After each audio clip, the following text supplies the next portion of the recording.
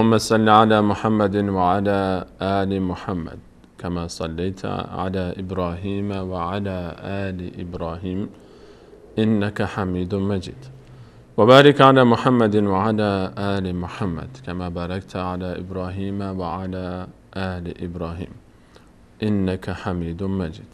سلام عرض میکنم خدمت همه شما قرآن دوستان، بینندگان عزیز و ارجمند. الله رو شاکریم از اینکه یک بار دیگر این فرصت نصیب ما شد تا بنده سلیمانی به همراه محمد جان و احمد جان و فرید عزیز در خدمت شما خوبان و مهربانان باشیم در یکی دیگر از برنامه‌های روحانی قرآن کریم.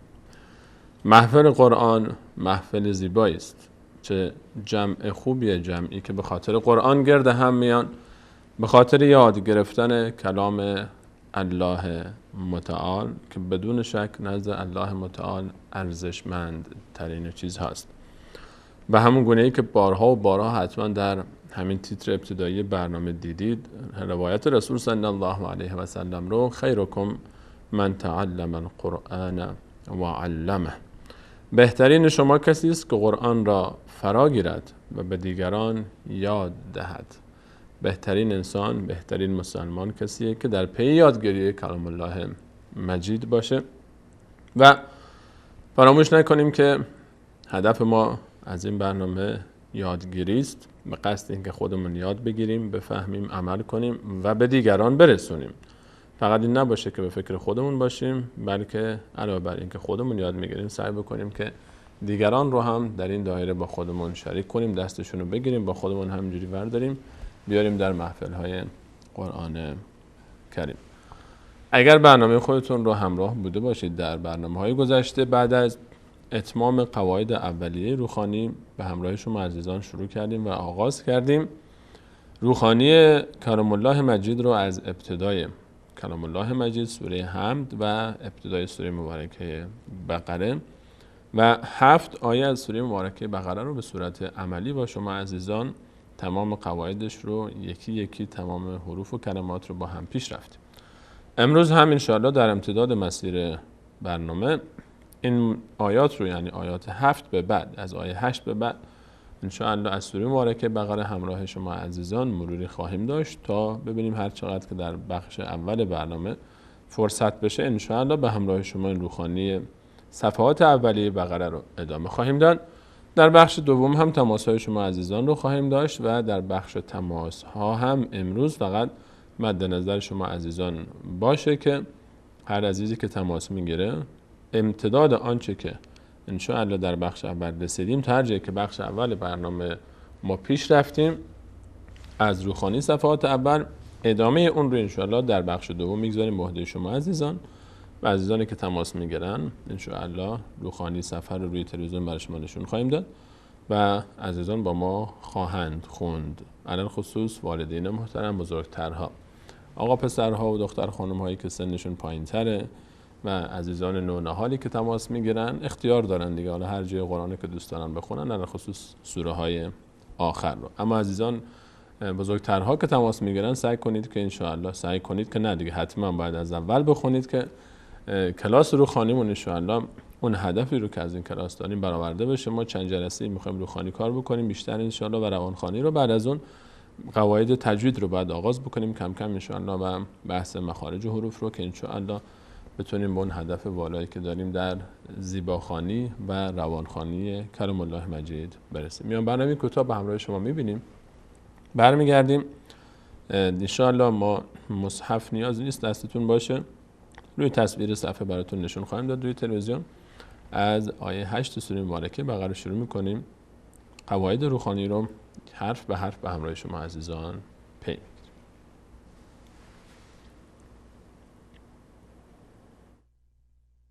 خذ من أموالهم صدقة تطهرهم وتزكيهم بها وصل عليهم إن صلاتك سكن لهم.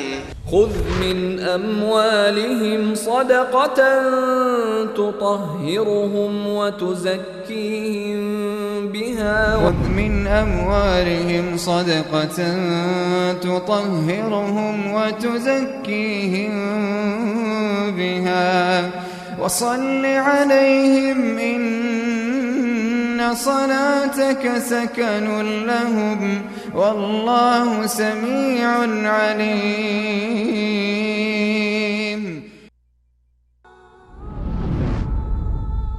بخشی از اموالشان را به عنوان زکات بگیر تا بدین وسیله آنان را پاک و تزکیه نمایی و برایشان دعا کن. به راستی دعایت مایه آرامش آنهاست و الله شنوای داناست. عزیزان، در سوره مبارکه بقره تا آیه 7 پیش اومدیم. از آیه 8 به بعد رو به همراه شما عزیزان با توکل بر الله تعالی آغاز میکنیم. اعوذ بالله من الشیطان الرجیم. بسم الله الرحمن الرحیم. در آیه 8 تصویرش رو انشاءالله خواهید دید. شماره آیات رو یادتون باشه که آخر آیه می نویسم. یعنی اینجا این عدد 7 مال آیه قبلیه و عدد 8 مال این آیه است. یعنی اینجا که ما 8 رو میبینیم قبلش میشه آیه 8 و شماره آیات همیشه آخر آیات نوشته میشه. یعنی یادتون باشه. آیه 8 رو به همراه شما عزیزان آغاز میکنیم و من تا اینجا. این الف در هنگام وصل خونده نمیشه، صاد روش داره و این لام هم گفتیم 4 حرف واو، الف، لام و یا والی وقتی که سر هم نوشته بشه میشه والی. این 4 حرف اگر هیچ حرکتی نداشت، مثل این لامی که اینجا هیچ حرکتی نداره، خونده نمیشن در هیچ حالت. اینجا الان ما بعد از این الفی که خونده نمیشه در هنگام وصل و این لامی که خونده نمیشه ما نون داریم. این نون یک تشدید داره که روی تشدید یک فتحه قرار گرفته و در معرفی تشدید هم خدمت شما عزیزان گفتیم که همیشه تشدید به کمک ما قبلش خونده میشه. یک بار این حرفی که تشدید داره بیانگر 2 تا حرفه و یک بار به همراه، چون یک بار ساکنی یک بار متحرک با اون حرکتی که بالا یا پایین تشدید است. یک بار به همراه ما قبل خونده میشه، به همراه حرکت ما قبل خونده میشه، نه حرف ما قبل، حرکت آخرین حرکت ما قبل، و یک بار به تنهایی خونده میشه. اینجا الان این نون کلمه من فتحه این میچسبه به نون کلمه الناس، میشه چی؟ و منن این نون میچسبه به این نون منن. ببینید بار اول منن، بار دوم یک بار با فتحه خودش خونده میشه. چون اما بعد از فتحه الف قرار گرفته، باز ما در معرفی قواعد گفتیم که بعد از الف هر وقت بعد از فتحه بعد از فتحه هر وقت الف قرار بگیره، صدای اون حرفی که فتحه روی اون قرار میگیره صدای آ میگیره. اینجا میشه و منن نسی و منن نسی ناسی نه یک نا داریم، نا نه نا دهان به سمت بالا باز میشه، اما نه افقی به سمت پهلو باز میشه. و من الناسی. این کلمه حروف رو ما در قواعد تجوید اگر مخاطر داشته باشید، این جزء قواعد تجویدی هست، اما ذکر کردیم که حروف صاد، ضاد، تا، ضا و غین و قاف و خا و را، این 8 حرف صاد، ضاد، تا، ضا، غین و قاف و خا و را، اینها وقتی که روشون الف قرار بگیره دهان پر میشه، یعنی به سمت بالا باز میشه. در غیر این 8 حرف در 20 تای دیگه هیچ وقت دهان به سمت بالا باز نمیشه. مثل همینجا و من الناسی، نمیگه و من الناسی و من الناسی، نه و من الناسی، ببینید دهان به سمت بغل باز میشه. و من الناسی و من الناسی. اینو مد نظر شما عزیزان باشه. در قاعده الف و لام هم چه موقع بعد از الف و لام ما چه موقع خونده میشه یا خونده میشه زیاد مهم نیست که ما قواعدش رو بدونیم، چون همیشه در به هر حال اگه تشدید داشت بعدش غالبا الف و لام، وقتی که بعد از الف و لام تشدید باشه هیچ وقت لام خونده نمیشه. اگرم تشدید نباشه که خود لام حرکت پیدا میکنه. بحث قواعد حروف شمسی و قمری است که نیاز به گفتن نیست. برگردیم سراغ آیه. و من الناس و من الناس. اینجا کلمه بعدی نون رو جزو حروف ناخوانا نیست، یعنی اون حروفی که ما گفتیم واو، الف، لام یا وادی. نون رو عثمان طاها وقتی که روش ساکن نمیگذاره نشان از اینه که ساکنه، یعنی اینجا نون خونده میشه. قبلا هم اینو یادآوری کردم، نونه که علامت نداره رو ساکن فرض کنید. اینجا چی میشه؟ من یقولو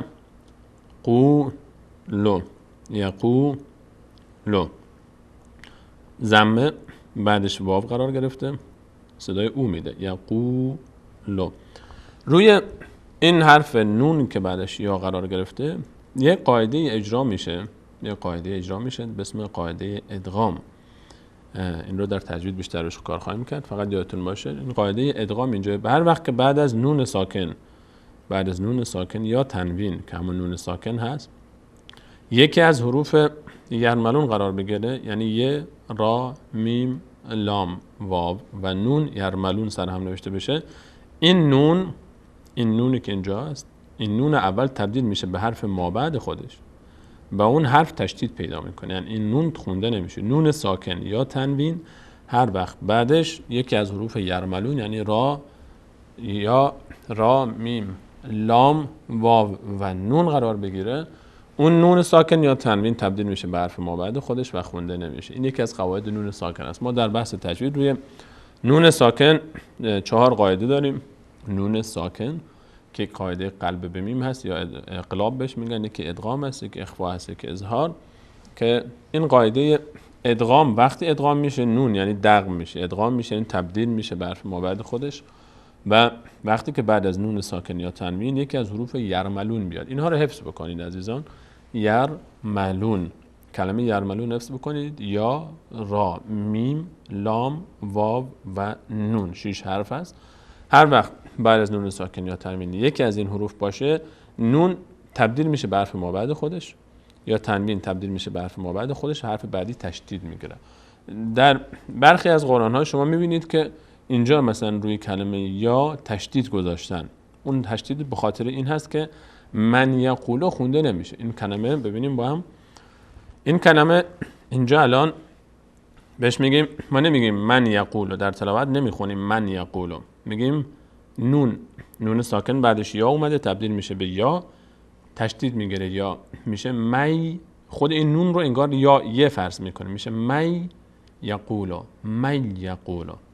تلفظ درستش اینه، می یقولو. نون ساکن و تنوین هر وقت بعدش یا بیاد که یکی از حروف یرملون هست تبدیل میشه به حرف مابعدش که همون یا هست. خب ادامه بدیم. ببخشید. و من الناس من یقولو. اینجا الان همزه داریم روش فتحه داره، بعدش الف اومده صدای آ میگیره. من نا. تشدید یک بار به همراه ما قبل خونده میشه، یک بارم فتحه با الف میشه نا. آمنا.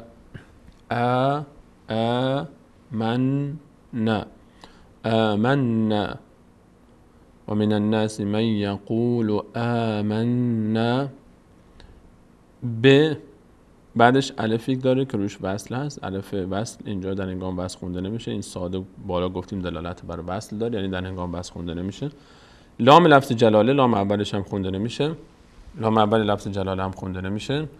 لام دوم تشدید داره و این تشدید به کمک حرکت ما قبل خونده بشه با این حرکت کسری که ب داره، میشه باللهی.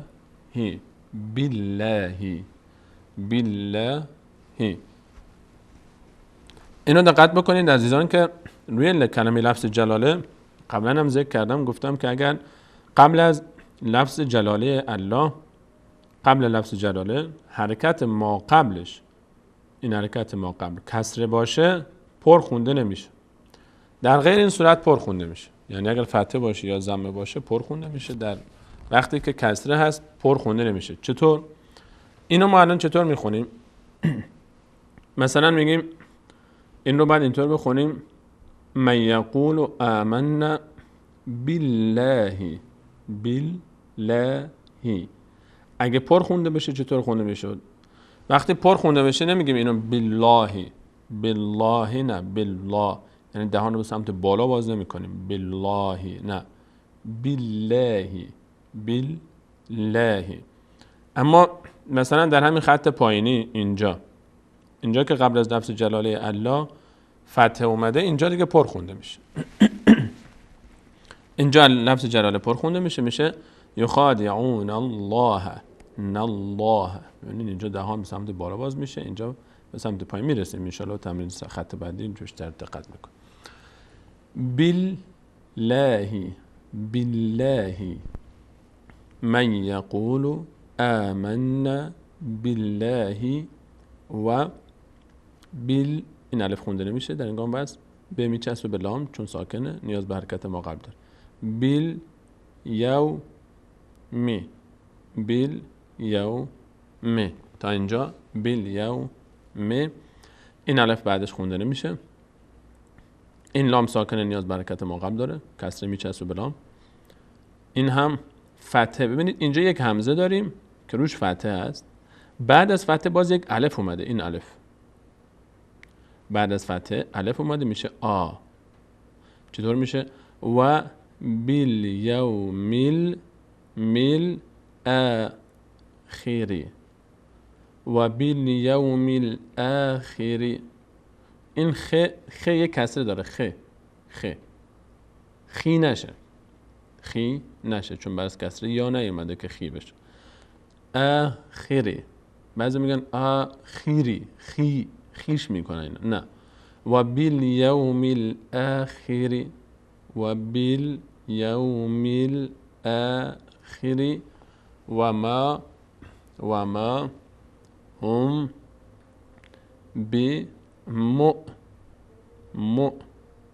همزه ساکنه، اینجا همزه خونده میشه، واو هیچ نقشی نداره. واو گفتیم یکی از حالتایی که واو خوانده نمیشد وقتی بود که روش همزه قرار بگیره، اون همزه خونده میشه. واو اینجا خونده نمیشه. بمؤمنین. اینجا نون کسره داره، بعدش یا اومده، اینجا صدای یا میده، این کسره کشیده میشه. مؤمنین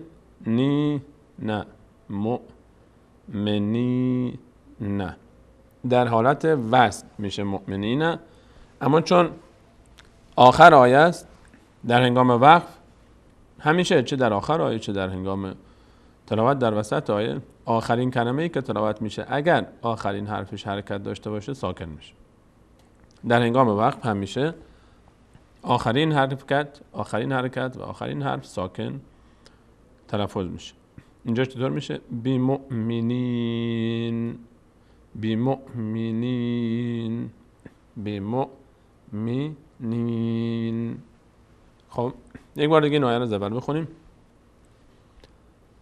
و من الناس من یقول آمنا بالله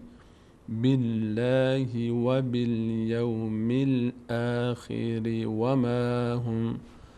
و ما هم بمؤمنین. آخرش سعی کنین نون حرکت نکن.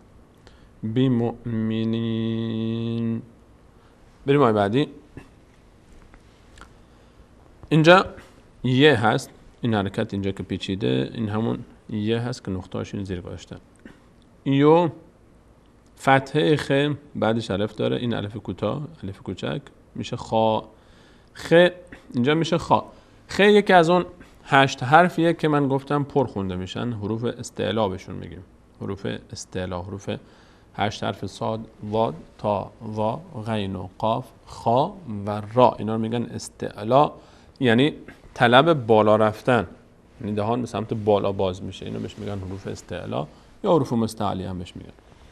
این حرف خا وقتی که فتحه میگیره، الف بگیره، وقتی که الف باشه اینجوری یوخا، ببینید دهان به سمت بالا باز میشه. نمیگیم یوخه، اینجا یوخا دهن اینوری باز میشه، اما یوخا دهان به سمت بالا باز میشه. یوخا تلفظش رو دقت کن. برگردیم. این حرف تا اینجا میشه یوخا، د یخادیش نکنید. یخاد او واو بعدش ضمه بعدش واو صدای او میده. یخادعون تا اینجا. لفظ جلاله الف خونده نمیشه، این لام هم خونده نمیشه، این لام میچسبه به این حرف فتحه. یخادعون الله، اینجا چون قبل از لفظ جلاله فتحه اومده اینجا دیگه پر خونده میشه. اینجا لفظ جلاله پر خونده میشه. منظور از پر خوندن اینه که دهان به سمت بالا باز میشه در هنگام تلفظش، برخلاف این کلمه بالله در کلمه در خط بالا آیه قبلی که اونجا باریک خونده میشد، پر خونده نمیشد. اونجا میشد بالله، اینجا میشه چی؟ یخادعون الله، یخادعون الله، دهان به سمت بالا باز میشه. یخادعون الله الف خونده نمیشه. والذین لام باب میچسبه بلا. والذین آمنو اینجا یک الف داریم که روش یک علامت صفر گذاشته شده، یعنی خونده نمیشه. یک از اون حالتایی که الف خونده نمیشد همین بود که آخر کلمه قرار میگیره و روش یک صفر میاد، این خونده نمیشه هیچ وقت. خب تا اینجا چی شد؟ تا اینجا از اول آیه ببینیم. یخادعون الله والذین آمنوا، یخادعون الله والذین آمنوا. بریم ادامه شو. و ما یخدعون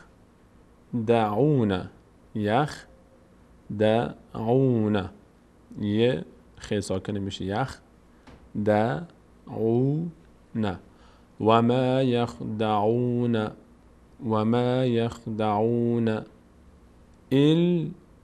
میچسبه به این لام، همزه میچسبه به لام حالا اینجا بعد از فتحه‌ای که روی تشدید است یک الف داریم دوباره، صدای آ میگیره، اما این آ رو چون مد داره، این علامت مده، باید بکشیم، بعد بیشتر از حالت طبیعی بکشیم و گفتیم که حداقل 3 تا بکشید تا باز قاعده کلی مد رو بگیم خدمت شما عزیزان ان شاءالله که باز چه جاهایی میشه کمتر از 3 تا هم کشید. اینجا چی میشه؟ میشه الا انفسهم. اینجا کلمه بعدی نون ساکنه، این نونی که حرکت نداره ساکن فرض کنید.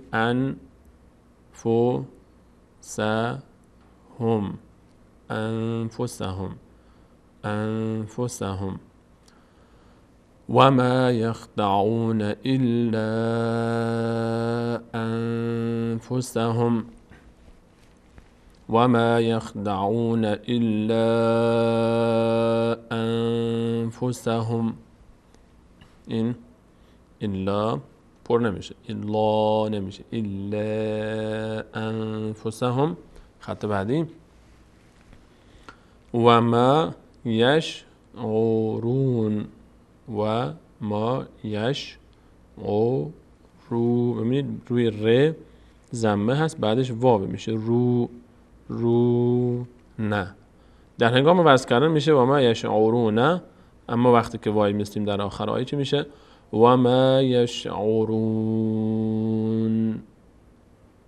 یشعرون. نون هیچ حرکتی نباید بکن. بازم تاکید میکنم آخر حرفا وقتی ساکن میشه وای میستید حرکت نکنید، نگاه کنید به مخرج نون که میرسید همونجا نگه میدارید زبون. و ما یشعرون. یک بار دیگه آیه رو از اول بخونیم. یخادعون الله والذین آمنوا وما یخدعون الا انفسهم وما یشعرون. خب بریم آیه بعدی. در آیه بعدی آیه 10 فی کسره داره بعدش یا آمده میشه فی قلوبهم این میم رو چرا اینجا علامت نگذاشتن روش؟ چون اینجا بعدش میم بوده، به جای اینکه روی این حرکت گذاشته بشه این تشدید گذاشته شده. ببینید اینجا اگر این ساکن می بود، یک میم ساکن می بود، دیگه اگر اینجا ساکن میگذاشتن نیاز به این تشدید نبود. چون این تشدید گذاشته شده، به این معنی است که شما دیگه این خودتون رو زود ندید، این رو هیچی فرض نکنید، اما این رو چیزی فرض نکنید، این تشدید خونده بشه. در اصل همین ساکن به جای اینکه روی این ساکن بگذارن روی این تشدید گذاشتن تا دیگه خود به خود مشخص بشه که این میم دو تاست. به جای اینکه این خونده بشه یعنی شما اینو نخونید اینو بخونید، در اصل همونه، هر دو فرقی با هم نمیکنه. مهم این است که ما اینجا باید دو تا میم بخونیم. حالا چه کسی جای روی شاید بعضی مصاحف روی این میم ساکن بگذارن، این تشدید دیگه نگذارن چون دیگه نیازی به اون نیست. چطوری میشه؟ در هر حالت تلفظش یکی میشه. چطور میشه؟ میشه فی قلوبهم مرض. دو بار خونده میشه میم، اما تشدید که باشه چون بحث غنه مطرح میشه اینو تشدید روی میم گذاشتن که یک حرف حساب بشه و بحث غنه میشه که در تجوید انشاءالله مطرح خواهیم کرد قاعدش. فی قلوبهم مرض، این تنوین اون هست، مرض. فزادهم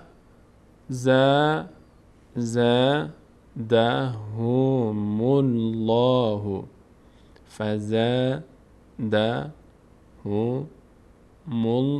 میم میچسبه به لام لفظ جلاله، ضمش هم الله. اینجا هم لفظ جلاله پر خونده میشه چون قبلش ضمه اومده. لفظ جلاله وقتی قبلش ضمه بیاد یا فتحه بیاد پر خونده میشه، کسره بیاد باریک خونده میشه. فزادهم الله، فزادهم الله، نمیگیم فزادهم الله، نه، دقت کنید نکات ظریفی هست که کمی دقت میخوان. فزادهم الله، فزادهم الله، فزادهم الله مرضا. این مرضانه، درسته؟ مرضان تنوین ان داره، در هنگام وصل اینجوری خونده میشه مرضان. اما اگر اینجا وایستیم چی میشه؟ اگر اینجا وایستیم، اینجا این علامت صلا هم که این بالاش هست گفتیم که یعنی وصل اولاست، صاد مخفف وصل، لا این لی که از کلمه اولا گرفته شد. صلا یعنی وصل کردن اولاست، بهتره که اینجا ما وصل کنیم. اما اگه کسی اینجا وایستاد چطور خونده میشه؟ این از اون استثناءاتی که گفتم در بحث وقف. ما در بحث وقف تنوین ان، فقط همین تنوین ان در هنگام وصل آ خونده میشه، الف خونده میشه. به همین خاطر این الف رو اینجا نوشتن. به همین خاطر میبینیم که اینجا به جای اینکه مثلا این مرض، کلمه مرض مثل این کلمه مرض، همین مرض دیگه، کلمه همون کلمه است، به جای اینکه ضاد خالی بنویسن یک الف اینجا اضافه کردن. چرا؟ چون در هنگام وصل کردن این الف خونده میشه. دیگه نمیگیم مرضن، میگیم مرضا. تنوین ان در هنگام وقف الف خونده میشه. اینو یادتون باشه، تنوین ان در هنگام وقف الف خونده میشه. نمیگیم مرضن، اگه اینجا وایستادیم میگیم مرضا. خب یه بار دیگه این رو تا اینجا بخونیم از اول آیه. فی قلوبهم مرض فزادهم الله مرضا. اینجا ضاد رو ما وقتی که وایستیم میگیم مرضا. اگر وصل کنیم خب فرق میکنه، مرضان خونده میشه که حالا باز میرسیم در هنگام وصل. بریم خط بعدی. و لهم عذاب، این تنوین اون هست، این تنوین با این کلمه مرضون که اینجا هست یا به این شکل نوشته میشه تنوین اون، یا به این شکل نوشته میشه. و تفاوتش هم گفتیم چرا به این شکل نوشته میشه. شیخ حسن مطهر خداوند حفظشون بکنه، ایشون رو سعی کرده در کتابتش قواعد تجویدم رعایت بکنه. این ما یک قاعده در تنوین داریم، یک قاعده داریم در بحث علوم تجوید، قاعده در نون ساکن باز یا تنوین. هر وقت بعد از نون ساکن یا تنوین یکی از حروف حلقی بیاد، همزه و ها، عین و ها، غین و خا، این 6 تا حرف حروف که از حلق ادا میشن، مخرجشون از حنجره هست، همزه و ها، عین و ها، غین و خا.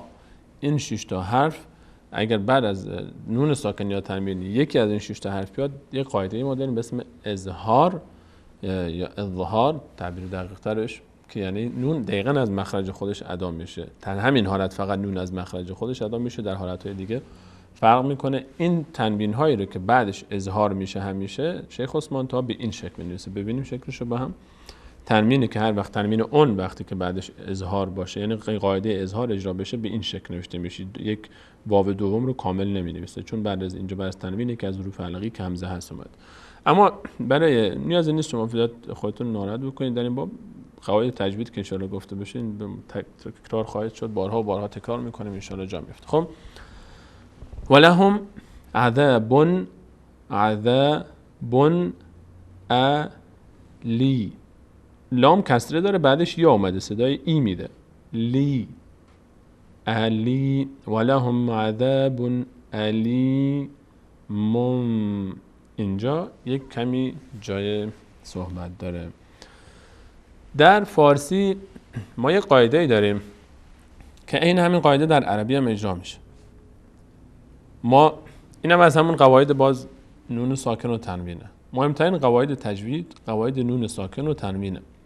ما تا الان قواعد نون ساکن و تنوین ما در کلمه من یقولو که میشد من یقولو گفتیم هر وقت بعد از نون ساکن یا تنوین که همان نون ساکنه، یک نوعی از نون ساکن هست، بعد از نون ساکن یا تنوین هر وقت یکی از حروف یرمنون می اومد، یا ر میم لام واو و نون، اون نون ساکن یا تنوین تبدیل میشد به حرف ما بعدش، حالا هر چی باشه، و خونده نمیشد، خودش حرف ما بعد تشدید پیدا میکرد. در همچنین در نون ساکن یا تنوین باز یک قاعده دیگه هم ما داریم که هر وقت بعد از نون ساکن یا تنوین بعدش ب بیاد، حرف ب بیاد، نون ساکن یا تنوین خونده نمیشه، تبدیل میشه به چی؟ تبدیل میشه به میم. نون یا تنوین تبدیل میشه به میم تلفظ میشه به خاطر نزدیک بودن مخرج میم و ب، و این به خاطر همین که راحت تر تلفظ بشه، هیچ دلیل دیگه هم نه، فقط به خاطر راحت تر تلفظ شدن این تبدیل میشه به میم. در فارسی هم این همین قاعده اجرا میشه، رو شاید دقت نکرده باشید عزیزان، بعضی که آشنا هستن که میدونن در فارسی هم همین قاعده اجرا میشه. یعنی ما در زبان فارسی هم مثلا کلمه زنبور عسل یا هر زنبور دیگر، زنبور، کلمه زنبور رو مثلا ما چیکار میکنیم؟ در هنگام تلفظ کلمه زنبور ما میگیم چی میگیم؟ نمیگیم زنبور، میگیم زنبور، بدون که فکر بکنیم تلفظش اینطوریه. ما میگیم زنبور، اصلا کلا نون تلفظ نمی کنیم، میم تلفظ میکنیم. زنبور بعد از نون ب اومده، زنبور، درسته؟ بعد از حرف نون ب هست. ما در تلفظ هر وقت بعد از نون ب بیاد در فارسی هم به خاطر اینکه راحت تر تلفظ بشه نون رو تبدیل به میم میکنیم، بعد تلفظ میکنیم. مثلا میگیم زنبور، نمیگیم زنبور، سخت زنبور، چون مخرج کمی زنبور، زبون بره به مخرج نون دوباره بیاد به مخرج ب. میم میگیم چون میم و ب هر دو تا از لب ادا میشن، شفوی مخرجشون و از لبها ادا میشه، راحت تر زنبور.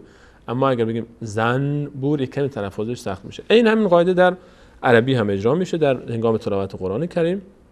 این رو در عربی ما بهش میگیم اقلاب با قاف، اقلاب، یعنی یا قلب به میم هم بهش میگن، قاعده قلب به میم، یعنی تبدیل شدن قلب، یعنی تبدیل شدن دگرگونی نون به میم. در فارسی هم یادتون باشه که داریم زنبور، زنبیل، مثلا این ظرفایی که برای خرید استفاده میشه، زنبیل مثلا، نمیگیم زنبیل، میگیم زنبیل. اینها شاید مثالهای دیگری هم حتما، انبر مثلا، انبر این که برای چیز استفاده میشه، بریدن سیمین ها استفاده میکنن، انبر، نمیگیم انبر میگیم، نون به وقتی پشت سرم بیاد میم تلفظ میشه. این همین قاعده در عربی هم هست. اگر شما جای دیدید که مثلا یک میمی گذاشته شده بعد روی نونی هست، یک میم روش گذاشته شده، یعنی اون نون دیگه میم تلفظ میشه به خاطر اون قاعده، اجرای اون قاعده. مثالش رو ببینیم با هم. در اینجا ما در این کلمه علیم، در کلمه علیم اینجا تنوین داریم. این در اصل چی بوده؟ در اصل علیمون بوده، علیمون، یعنی دو تا ضمه کنار هم بوده، بعد از تنوین به اومده، حالا اون نون تنوین علیمون، اون نون تبدیل به میم شده. این میمی که اینجا میبینید همون نونیه که تبدیل شده به میم. اینو ما چطور میخونیم؟ نمیگیم دیگه علیمون، میگیم علی مم مم. ببینید مم، علیمم بیما، علیمم بیما. این میم تلفظ میشه اینجا. این میم همون نون تنوینه که تبدیل شده به میم به خاطر راحتی تلفظ و نزدیکی مخرج میم و ب. خب این همون قاعده قلب به میم هست، اقلاب. اینو دقت بکنید، قاعده اقلاب. همین قاعده رو امروز یاد بگیریم، در همین درس امروز هم برای ما کافیه. خب از اول خط ولهم عذاب علیم بما کانو، این الف خونده میشه، یک ذبون در هنگام وصل، یک ذبون، وقفش میشه یک ذبون، یک ذبون. از اول خط دوباره بخونیم ولهم عذاب علیم بما كانوا یکذبون. از اول آیه رو میخونیم فی قلوبهم مرض فزادهم الله مرضا. این در هنگام وقف. اما اگر خواستیم اینو وصلش کنیم چی میشه؟ اگر خواسته باشیم اینو وصلش بکنیم دیگه این قاعده دیگه هم اینجا اجرا میشه، چون بعد از تنوین واو قرار میگیره در حرف بعدی. بعد از تنوین یکی از حروف یرملون هست، تبدیل میشه تنوین به واو، تبدیل میشه به واو، مثل من یقولو که شد من یقولو. اینجا بعد از نون ساکن بالا یا بود، اینجا بعدش واو اومده، یرملون. واو یکی از حروف یرملون است، به همین خاطر تنوین بعدش واو بیاد تبدیل میشه به واو. اینجا چطور خونده میشه؟ میشه فزادهم الله مرضا، ضو یک بار این تنوین تبدیل واو میشه، میشه مرضا ولهم، فزادهم الله مرضا ولهم عذاب علیم بما كانوا یکذبون. ماشاءالله در این آیه تمام قواعد نون ساکن اجرا شد. اینجا در مرضان ما اخفا داشتیم، در مرضان ادغام داشتیم، اینجا اظهار داشتیم، اینجا اقلاب داشتیم. 4 قاعده نون ساکن و تنوین هست که هر 4 تا در این آیه بود. اینا رو به تفصیل بیشتری صحبت خواهیم کرد دربارش. بریم آیه بعدی. و اذا قیل، قی کسر بعدش یا میشه ای، قیل لهم، و اذا قیل لهم لا تفسدوا، این الف خونده نمیشه، لا تفسدوا. اینجا دقت کنید، اینجا الان این الف خونده نمیشه، این لام ساکن هست، ف مستقیم میچسبه. ما نیاز داریم به حرکت ماقبل دیگه. اینو مستقیم چیکار میکنیم؟ ف رو این کسره رو میچسبونیم به لام. لا تفسدوا فی الارض،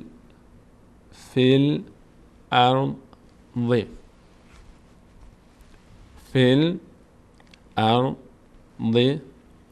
و اذا قیل لهم لا تفسدوا فی الارض قالوا، این الف خونده نمیشه، اما این واو باید کشیده بشه چون مد داره، باید کشیده بشه چون مد داره.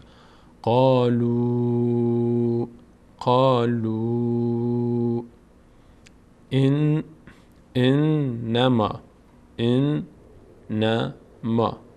انما نحن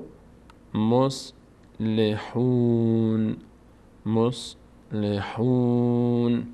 یه بار دیگه از اول بخونیم. و اذا قیل لهم لا تفسدوا فی الارض قالوا انما نحن مصلحون. این از آیه 11. بریم آیه بعدی 12. الا لا اینجا مد داره چون فتحه بعدش الف اومده و مد هم داره، صدای آ کشیده میشه. الا انهم الا انهم همل الف خونده نمیشه در این گام وصل، میم ضمش میچسبه به لام. همل مفسدون ولا و فتح بعدش الف ولا کل. اینجا در این قاعده الان نون ساکن، همون قاعده ادغام دوباره بر از نون ساکن، یکی از حروف یرملون اومده، لام یکی از حروف یرملون هست و اینجا دقیقاً ادغام صورت گرفته. ببینید این نون تبدیل شده به لام، و اینجا دیگه نون خونده نمیشه، مثل من یقولو، دقیقاً مثل اونجا عثمان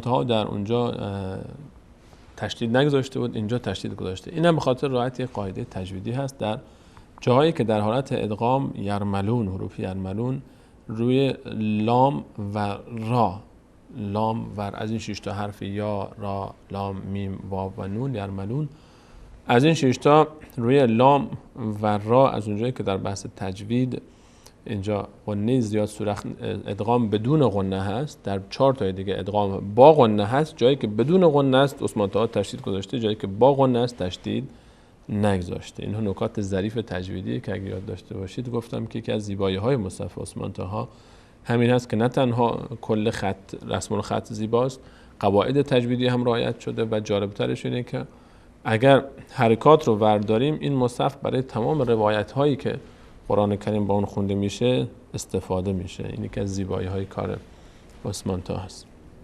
خب برگردیم. اینجا ما نون دیگه خونده نمیشه، اینجا نون خونده نمیشه، لام خونده میشه. اگر بخوایم ساده ترش کنیم که بدونیم که چه موقع این نون رو وقتی که نوشته نشده بخونیم یا نخونیم، اگر نون بعدش تشدید داشت خود به خود خونده نمیشه دیگه، چون تشدید الان خودش یک ساکنه، نیاز به حرکت ما قبل داره، نیاز به حرکت داره. تشدید نیاز به حرکت داره. تشدید همیشه با حرکت ما قبل خونده میشه. این نون که اینجا حرکتی نداره چه دیگه، ما از کاف استفاده میکنیم. ولا کل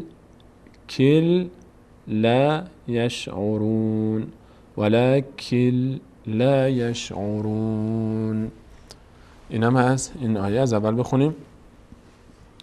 الا ببخشید گروه من کم اذیت میکنم روز شما رو.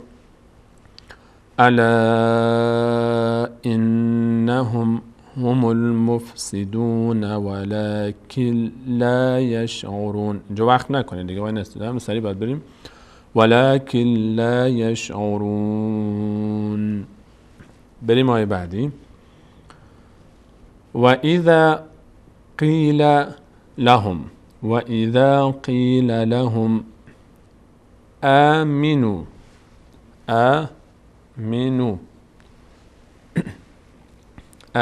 این حرف خونده نمیشه چون روش صفر قرار گرفته.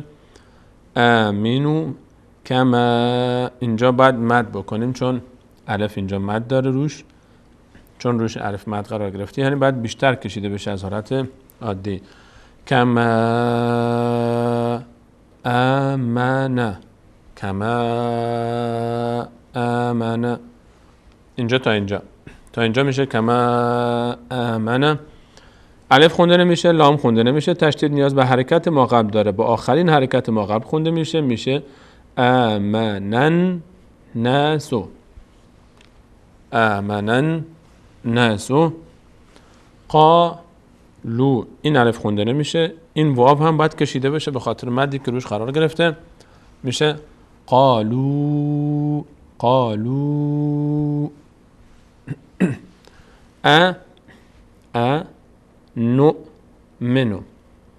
نؤمنو قالوا أنؤمن كما آمن. الف خونده نمیشه، لام خونده نمیشه، تشدید نیاز به حرکت ما قبل داره، با حرکت نون خونده میشه و این نون رو باید بچسبونیم به این سین. کما آمن السفهاء. دقت کنید نون میچسبه به سین. سین یک بار با نون خونده میشه، یک بار با حرکت خودش، یک بارم ف هم که فتحه داره، ها دوباره اینجا مد میشه. اینجا این علامت قاف و لا قلا دلالت بر این داره که وقف کردن اینجا اولاتر است. یعنی اگر ما اینجا وقف بکنیم بهتره. اگر وقف کردیم دیگه این همزه ساکن میشه، این همزه ساکن میشه و تلفظ نمیشه. چطور خونده میشه؟ میشه کما آمن السفهاء. اینجا یک ذره ای از اون مخرج همزه فقط آشکار میشه و هیچ حرکتی پیدا نمیکنه.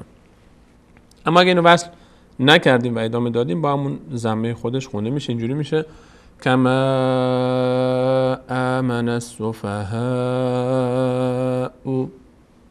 بعد ادامه میدیم. خط بعدی رو بریم. الا.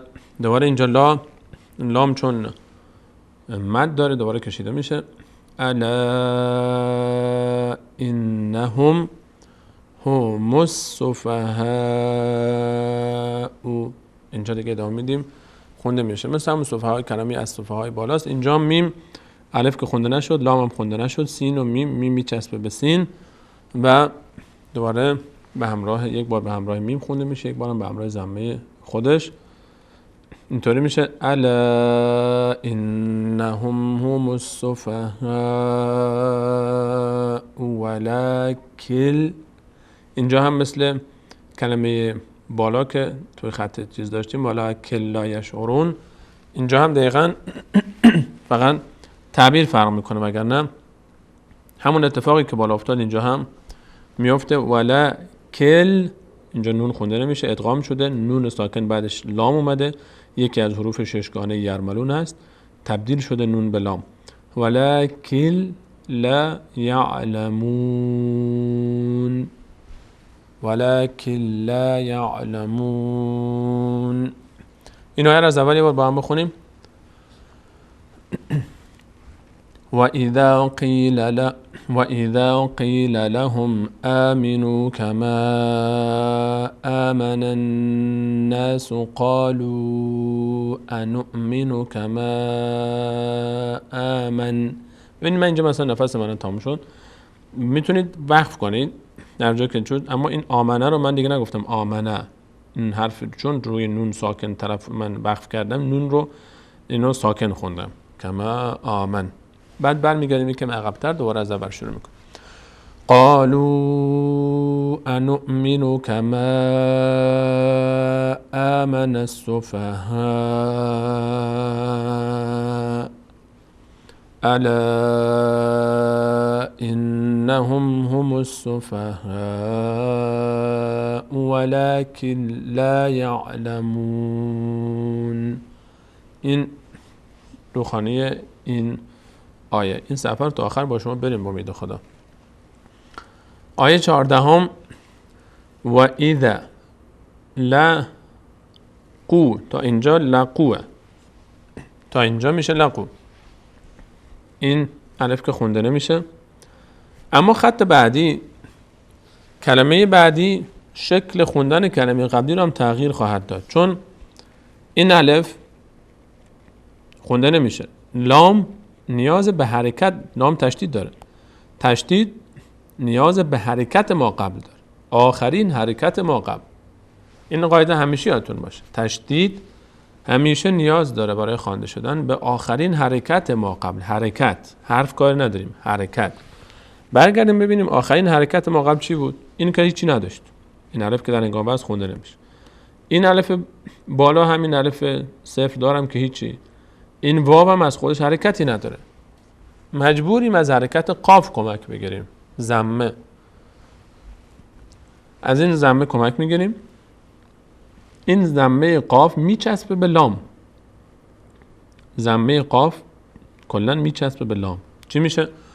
و اذا لا قل، قل انگار که این واو و این الف و این الف پایین هیچ کدوم وجود ندارن، فقط این قاف هست و این لام.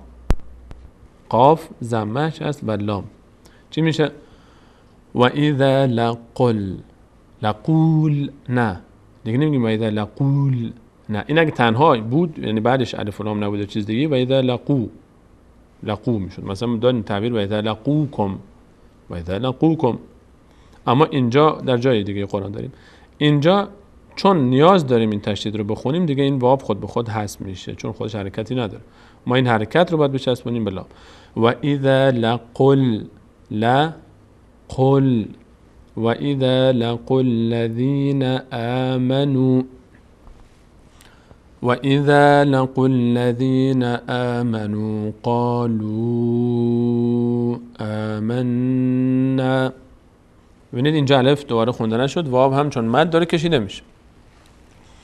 قالوا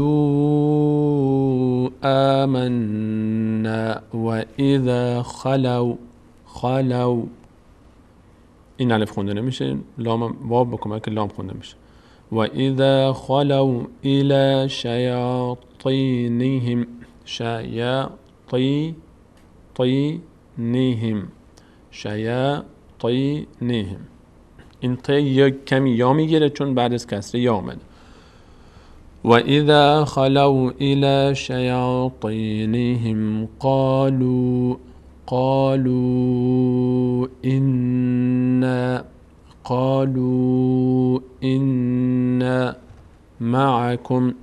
خط بعدی میشه معكم. یه بار دیگه از ابتدای آیه از وسط بخونیم تا اینجا، از اول میخونیم. و اذا لقوا الذين آمنوا قالوا آمنا و اذا خلوا الى شياطينهم قالوا إنا معكم انما، انما نون که تشدید داشته باشه، نونی که تشدید داره یا میمی که تشدید داره کمی روش وایستید و اندازه یک حرکت. این نگاه کنید، این نگید این سری درد نشه، یک کمی روش حرکت بکنید، اینو بهش میگن غنه. انما نحن مستهزئون. این حرکات غنه و قواعدش ان شاءالله به تفصیل صحبت خواهیم کرد، من فقط به خاطر اینکه دلیل وقف منو بدونید گفتم. خب از مثلا اگر ما از وسط بخوایم بخونیم از اینجا، و اذا خلوا الى شياطينهم قالوا إنا معكم انما نحن مستهزئون. خب بریم خط آیه بعدی. لفظ جلاله الله در ابتدای آیه قرار گرفته و حرف وصل داره. الف وصل گفتیم هر وقت که در ابتدا نیاز باشیم برای حرکت بدیم بهش نگاه میکنیم به بعدش.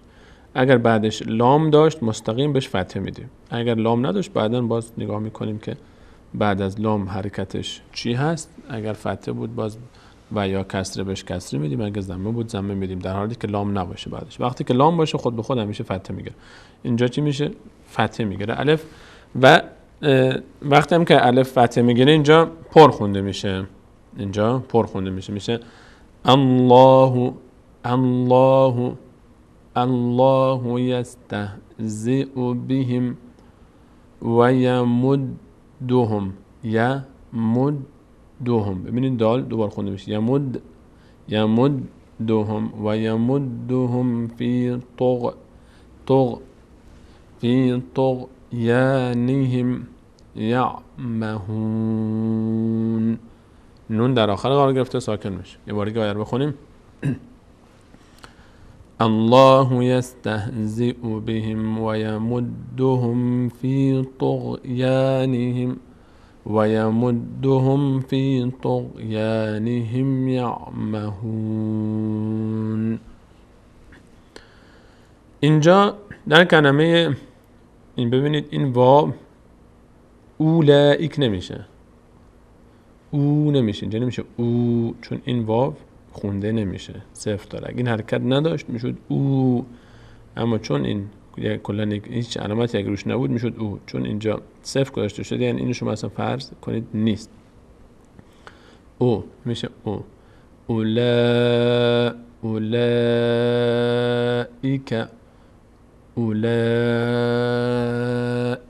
الذین، ببینید کاف میچسبه به لام، الف خونده نمیشه. اولئک الذینش، نون میچسبه به شین، الف خونده نمیشه. اولئک الذین اشتروا، ببینید اینجا تا ر واو ضمه داره، بعدش الفیه که صفر داره خونده نمیشه، این الف هم که صاد داره در انگام وصل خونده نمیشه، این لام هم که هیچ حرکتی نداره اصلا خونده نمیشه. این سه تا هیچ نقشی در جمله نداره، این الف و این الف و این لام. واو هست تو ضاد تشدید داره، نیاز به حرکت ما قبل داره، آخرین حرکت ما قبل که ضمه هست، این ضمه میچسبه به ضاد. چطور میشه؟ تروض لا، چون الف بعدش هست این میشه لا. این دیگه نمیشه لا. ببینید این دوتا لام فرقشون چیه؟ بعد از این لامی که فتحه داره اینم فتحه داره اینم فتحه داره، بعد از این لام فتحه داره الف اومده، این میشه لا. این دیگه نمیشه لا، چون بعد از این که الف نیومده، میشه لا. دقت کنید، لا. چطور شد؟ تروض ضلالة، أولئك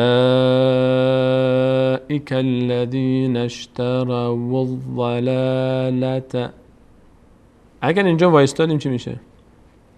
اگر وقف کردیم در اینجا، گفتیم روی این ه که دو تا نقطه داشته باشه بهش میگن تا، این اسمش تا هست، تای تانیث بهش میگن. و این در هنگام وقف هم حرکت از بین میره، هم این دو نقطه از بین میره، فقط ه میمونه دیگه، ت خونده نمیشه. اینطور خونده میشه. اگر بخوایم وقف کنیم اینطور میخونیم: اولئک الذین اشتروا الضلاله. اگر وایستیم اینطور خونده میشه: اولئک الذین اشتروا الضلاله. اما نمیستیم، من فقط به خاطر این گفتم که اگر وایستادید بدونید چطور خونده میشه. اما اینجا جای وقف نداره چون هیچ علامت وقف نیست، ادامه میدیم چون معنی هنوز ناقصه. خب اینها ترجمه، فکر کنم دارم ترجمه میکنم، بریم بحث حفظ قرآن ترجمه داریم. اولئک الذین اشتروا الضلاله. خب بریم خط بعدی. این الف خونده نمیشه، ب میچسبه به لام. هدا بعد از فتح الف اومده، این یا خونده نمیشه، الف خونده میشه. بالهدا فما ربحت. ببینید اینجا هم مثل اون دو تا میمی که بالا قرار گرفته بود، دو تا ت پشت سر هم اومده. اینجا یکیشو تشدید گذاشته شیخ عثمان طه و اینجا میشد مثلا حتی اینجا روی اولی اگر ساکن باشه، اگر روی اولی ساکن بود دیگه این تشدید نیازی نبود. در اصل این مهم اینه که اینجا ما باید دو تا ت تلفظ بکنیم. ربحت تجارتهم. این ت، حالا شما میتونید این رو اصلا در نظر نگیرید، انگار که این نیست، هیچ نقشی نداره در جمله، در کلمه، چون این تشدید گذاشته شده. یا این که اصلا این تشدید رو در نظر نگیرید، فکر کنید این ساکن هست. مهم اینه که دو تا ت باید تلفظ بشه. فما ربحت تجارتهم فما ربحت تجارتهم وما كانوا این الف خونده نمیشه، وما كانوا مهتدين.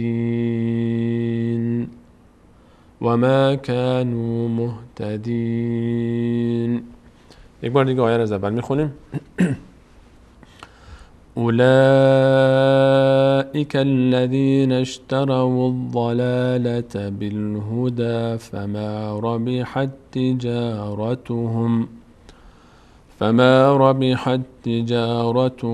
وما كانوا مهتدين.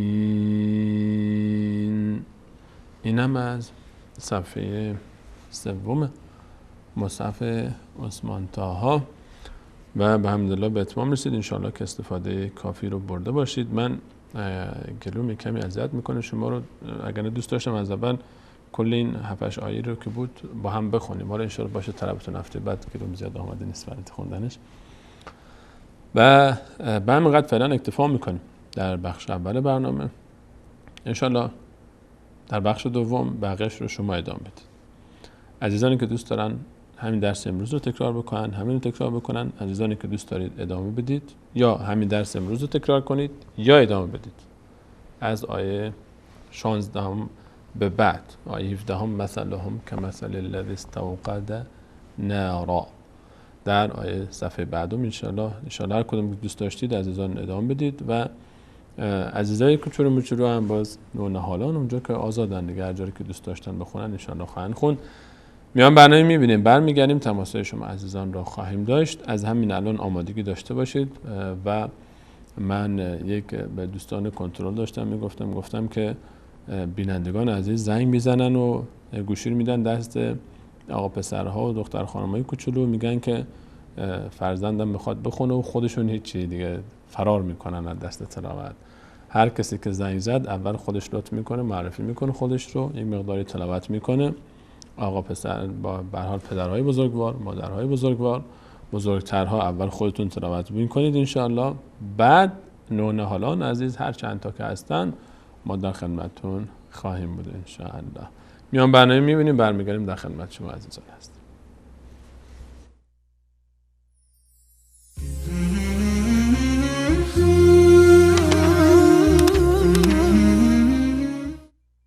بسم الله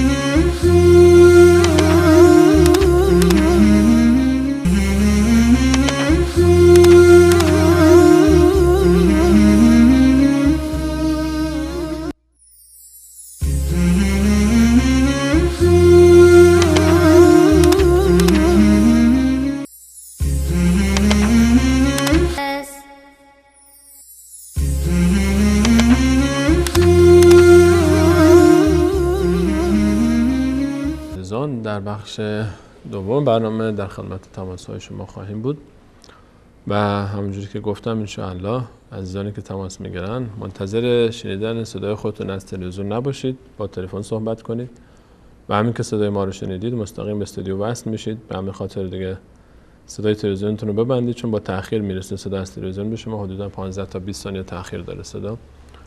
و بعد از معرفی کردن انشاءالله عزیزانی که سن و سالی ازشون گذشته سعی بکنید که در تلاوت صفحات اول سوره بقره با ما همراه باشین و نونهالانی که مشارکت میکنن آزادن دیگه، هر جای قرآن رو بخوان تلاوت بکنن انشاءالله همون رو تلاوت خواهند کرد. احمد جان شماره رو برای شما زیرنویس خواهد کرد که هر عزیزی که دوست داره تماس بگیره تماس اول برنامه رو با هم داشته باشیم.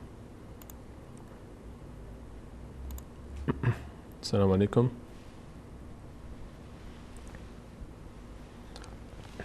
سلام علیکم، بفرمایید. مقداری بلندتر صحبت کنید بیننده عزیز. سلام بر شما، روحانی قرآن کریم، بفرمایید. سلام، خسته نباشید. سلامت باشید، متشکرم. شما خوبید؟ خودتون رو معرفی میکنید؟ بخواستم بگم محمد هستم از اندیمشق. آقا محمد از اندیمشق. آقا محمد در تلاوت صفحه سوم با ما مشارکت میکنید یا آیات جدید صفحه 4؟ اول میخواستم بگم شما خجالت نمیکشید این همه بی‌آبرویی و داعشی که تو سوریه رو انداختید؟ بابا خون همه اینا گردن کنه. آقا محمد عزیز صدای من در دارید؟ آقا محمد در این برنامه جز آیات قرآن کریم چیز دیگه ذکر نشد و بهتر نیست که با شما چند آیه از قرآن رو تلاوت بکنیم؟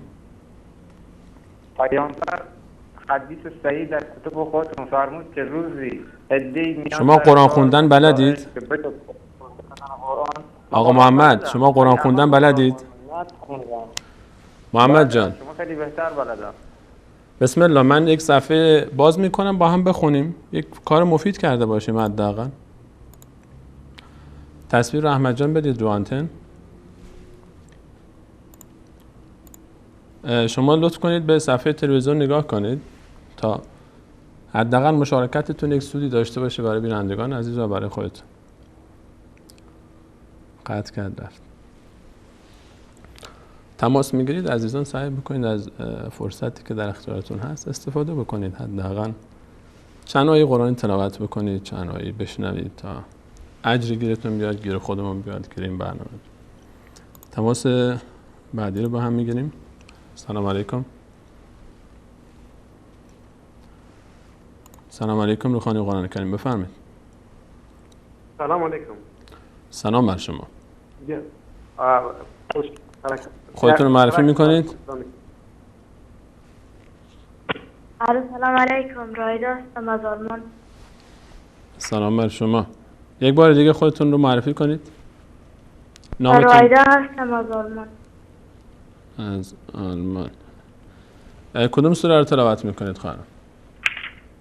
از سوره بقره. بله. سوره بقره. از کدوم آیه بخونم براتون؟ شما از ابتدای درس امروز و من الناس من یقول آمنا آیه 8 اگر مصحف دارید تلاوت بکنید، اگر نه روی صفحه تلویزیون نگاه کنید، در وقت تصویر آمد شروع کنید بخواندن.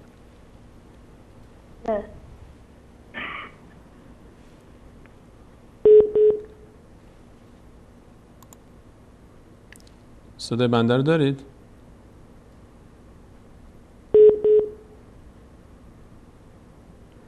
مثل اینکه متاسفانه تماسشون قطع شد.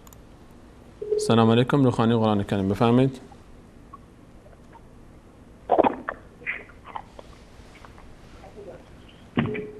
بله. سلام علیکم. خودتون رو معرفی میکنید؟ سلام بر شما. سلام به شما. سحر هستم از افغانستان.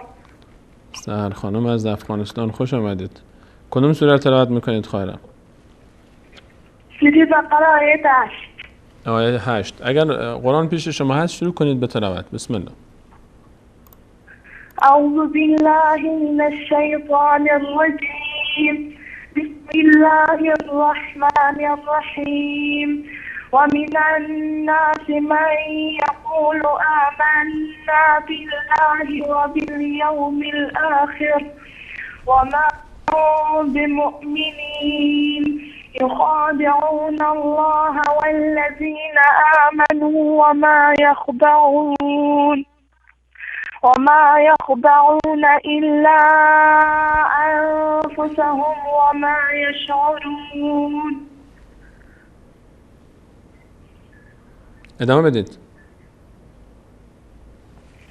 في قلوبهم مرض فزادهم الله مرضا ولهم عذاب أليم بما كانوا يكذبون. سرخانم لهم خواهرم من آیه در تکرار میکنم، کلمه مرضا دقت کنید که مرضا پر خوانده میشه. خب فزادهم الله مرضا. تکرار بکنید دوباره. فی قلوبهم مرض. فی قلوبهم مرض فزادهم الله مرضا. احسنتم. ولهم عذاب أليم بما كانوا يكذبون. وإذا قيل لهم لا تفسدوا في الأرض قالوا إنما نحن مصلحون. احسنتم. ماشاءالله ماشاءالله خواهر سر، ماشاءالله. تشکر. بسیار زیبا بود. ماشاءالله. تشکر. بسیار تشکر از حضور شما در این برنامه. بیننده بعدی. سلام علیکم. روخانی قرآن کریم بفرمایید. الو. سلام بر شما. سلام بر شما. خودتون رو معرفی میکنید؟ محمد هستم از هرمزگان. آقا محمد از هرمزگان. محمد جان از هرمزگان. آقا محمد در ادامه تلاوت خواهرمون سحر رو اگر شما ادامه بدید. مصحف دارید پیشتون یا نشون بدیم صفحه رو براتون؟ صفحه نشون بدید فعلا. صفحه تا آیه 11 ایشون تلاوت کردن. هر وقت صفحه آمد روی تلویزیون انشاءالله شما از آیه 12 ادامه بدید. الا انهم هم المفسدون. اعوذ بالله من الشیطان الرجیم. الا انهم هم المفسدون ولكن لا يشعرون. وإذا قيل لهم آمنوا كما آمن الناس قالوا أنؤمن كما آمن السفهاء. ألا إنهم هم السفهاء ولكن لا يعلمون. وإذا لقوا الذين آمنوا قالوا آمنا وإذا خلوا إلى شياطينهم قالوا إنا معكم إنما نحن مستهزئون. الله يستهزئ بهم ويمدهم في طغيانهم. یک بار دیگه آیه 15 رو دوباره بخونید. الله يستهزئ بهم بله ويمدهم و یمدهم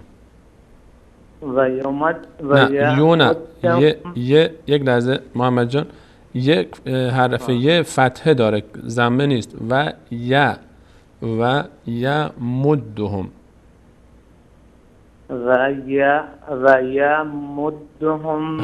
في طغيانهم يعمهون. اولئك الذين اشتروا. اولئک رو بیشتر بکشید. اولئک رو بیشتر بکشید.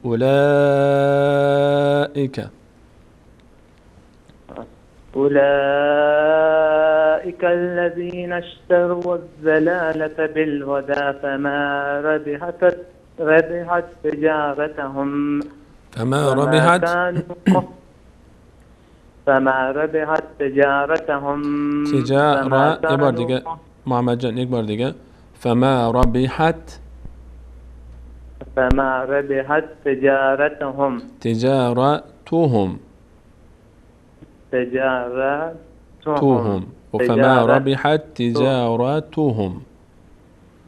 وفما ربحت تجارتهم وما كانوا مهتدين. احسنتم ماشاءالله. دقت کنید محمد جان در کلمه اعوذ بالله من الشیطان الرجیم میم حرکت نکنه. اعوذ بالله من الشیطان الرجیم. رجیم نشه، رجیم اینطور نشه، رجیم. روی میم که رسیدید نگه دارید صداتون. روی لام هم سعی کنید زیاد وای نستید. ولکن لا یشعرون نشه، ولکن لا یشعرون. یک کمی سریعتر گذر کنید ازش. ممنون از تماس شما. ممنون، دست شما در نکنه. موفق باشید. الله یار و نگهدار شما باشه. سلام علیکم. روخانی قرآن کریم بفرمایید. بله السلام علیکم و رحمت الله و برکاته. علیکم السلام و رحمت الله و برکاته. خودتون معرفی میکنید خواهر؟ هدیه هستم از افغانستان. هدیه خانم از افغانستان. از کجا تلاوت میکنید خواهرم؟ از سوره بقره یا از آخر؟ از سوره بقره رو میخوانم، از آیه 8 تا آیه 16. آیه 8 تا 16 نصفش رو بخوانید. بسم الله. أعوذ بالله من الشيطان الرجيم. بسم الله الرحمن الرحيم. ومن الناس من يقول آمنا بالله وباليوم الآخر وما هم بمؤمنين يخادعون الله والذين آمنوا وما يخدعون إلا أنفسهم وما يشعرون. في قلوبهم مرض فزادهم الله مرضا ولهم عذاب أليم بما كانوا يكذبون وإذا قيل لهم لا تفسدوا في الأرض قالوا إنما نحن مصلحون ألا إنهم هم المفسدون ولكن لا يشعرون. احسنتم. صدق الله العظیم. احسنتم. ماشاءالله ماشاءالله بسیار عالی بود. ماشاءالله. متشکرم از تماس شما. خداحافظ شما. الله یار و نگهدار شما باشه. سلام علیکم. روخانی قرآن کریم بفرمایید. سلام بیننده گرامی بفرمایید. رو خط هستید شما. بیننده گرامی سلام بر شما بفرمایید. متاسفانه مثل که تماس منو نداره صدامون. سلام علیکم. روخانی قرآن کریم بفرمایید. سلام علیکم. علیکم السلام و رحمت الله و برکاته. خودتون معرفی میکنید خواهرم؟ الکری هستم از ارومیه. از ارومیه. کدوم بخش رو تلاوت میکنید خواهرم؟ از بقره یا از آخر؟ سوره کهف. شمس یا نصر؟ آیه که سوره کهف تا آیه 8. بسم الله تلاوت بکنید. سوره کهف رو فرمایید. بسم الله.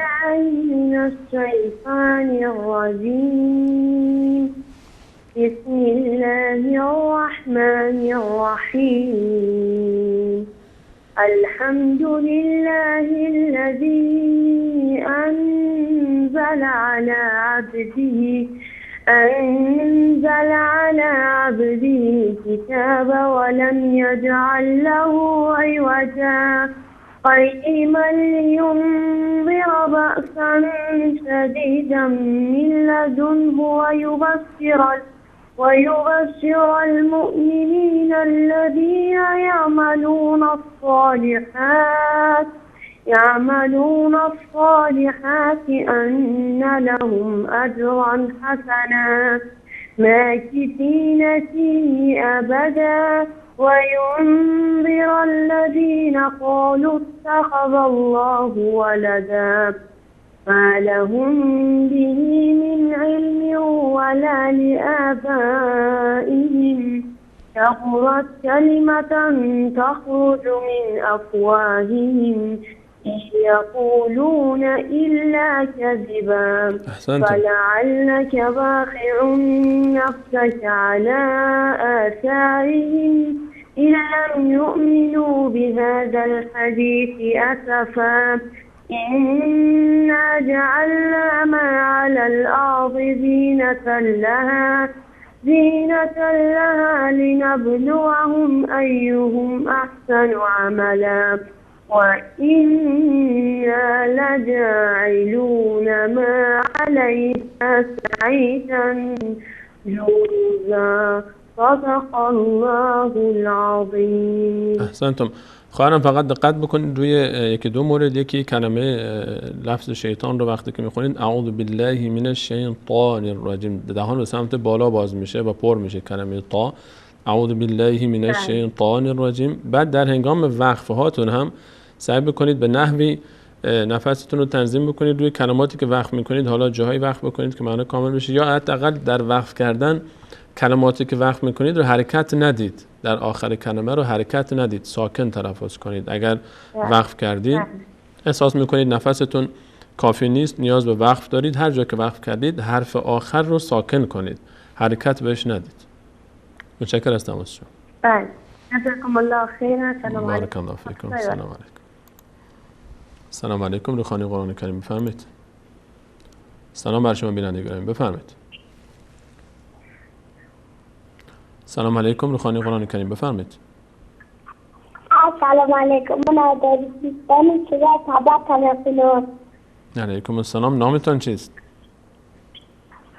امیر حمزه بن امیر حمزه جان از تاجیکستان. بسم الله. أعوذ بالله من الشيطان الرجيم. بسم الله الرحمن الرحيم.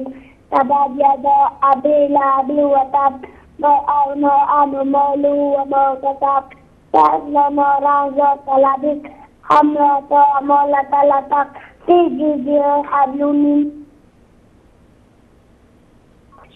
امیر رمزی جان فی جیدها حبل آیه آخر دوباره بخوانین فی جیدها حبل في جيدها حبل من مسد ما شاء الله من مسد احسنت ما شاء الله جزاک الله خیر ما شاء الله ممنون از تماس شما خدا حافظ خدا حافظ شما الله یار و نگهدار شما باشه ما شاء الله جزاکم الله خیر سلام علیکم بخوانی قرآن کریم بفرمایید خسته نباشید سلامت باشید خودتون رو معرفی میکنید ان شاء الله متشکرم من احمد هستم اجازه میدید عنوان یک شیعه ما هم چند آیه تلاوت بکنیم یا نه این برنامه ما تا به حال قربان مگه پرسیدیم شما شیعه هستید یا سنی هستید هر کی تماس گرفته نامشو پرسیدیم و گوش کردیم این برنامه برای این هست که تمام دوستداران قرآن تلاوت بکنن بسم الله از کجا تلاوت میکنید آقا احمد سوره فتح است اعوذ بالله من الشیطان الرجیم بسم الله الرحمن الرحیم اذا جاء نصر الله والفتح ورأيت الناس يدخلون في دين الله افواجا فسبح بحمد ربك واستغفره انه كان توابا انشاءالله که هممون در زیر سایه قرآن آرامش بگیریم و در تبلور خاطر اندیشه های ناب محمدی قدم های اساسی در فرو دانش علمی برداریم انشاءالله. از برنامه خوبتون سپاسگزارم از اینکه همگی ما را چه شیعه چه سنی با قرآن مأنوس میکنید با قرآن آشنا میکنید انشاءالله که اجرتون با صاحب قرآن الله متعال باشه. آمین. متشکرم از تماس شما لطف کردید. خیلی ممنون. فرمایشی نداریم. الله یار و نگهدار شما. موفق باشید. سلام علیکم روخانی قرآن کریم بفرمایید. بیننده عزیز صدای ما رو از تلفن بشنوید. سلام بر شما. سلام علیکم بیننده گرامی روی خط هستید. سلام علیکم و رحمت الله و برکاته. علیکم السلام و رحمت الله و برکاته. خودتون رو معرفی میکنید؟ سلام علیکم و رحمت الله و برکاته. خودتون رو معرفی میکنید؟ و علیکم السلام. من عبدالوحید از تاجیکستان. آقا وحید از تاجیکستان خوش آمدید. کدام بخش رو تلاوت میکنید؟ در سوره قدر رو بخونم. سوره قدر رو میخونید. از ابتدای بقره اگر چند آیه تلاوت بکنید نظرتون چی هست؟ اعوذ بالله من الشیطان الرجیم بسم الله الرحمن الرحیم إنا أنزلناه في ليلة القدر وما أدراك ما ليلة القدر ليلة القدر خير من ألف شهر تنزل الملائكة والروح فيها بإذن ربهم من كل أمر. یک بار دیگه آیه تنزل الملائکه رو بخوانید صداتون قطع شد.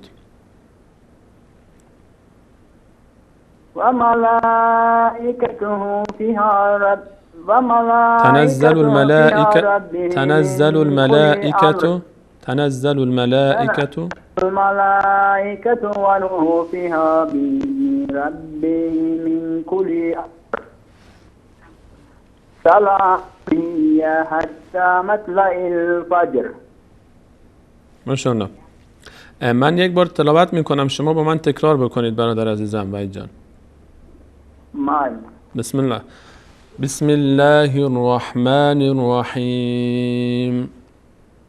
بسم الله الرحمن الرحیم. إنا أنزلناه في ليلة القدر. إنا أنزلناه في ليلة القدر. وما أدراك ما ليلة القدر. وما أدراك ليلة القدر. أدراك وما أدراك وما أدراك ما ليلة القدر. ليلة القدر خير من 1000 شهر. ليلة القدر خير تماسشون قطع شد متاسفانه. ممنون از تماس شما. به هر حال انشاءالله که الله تعالی همه ما و شما رو جزء دوستداران قرآن کریم قرار داده، جزء کسانی قرار بده که بیشتر و بیشتر و بیشتر توفیق نصیب بشه که قرآن کریم تلاوت بکنیم. ممنون از تماس شما. سلام علیکم. روخانی قرآن کریم بفرمایید.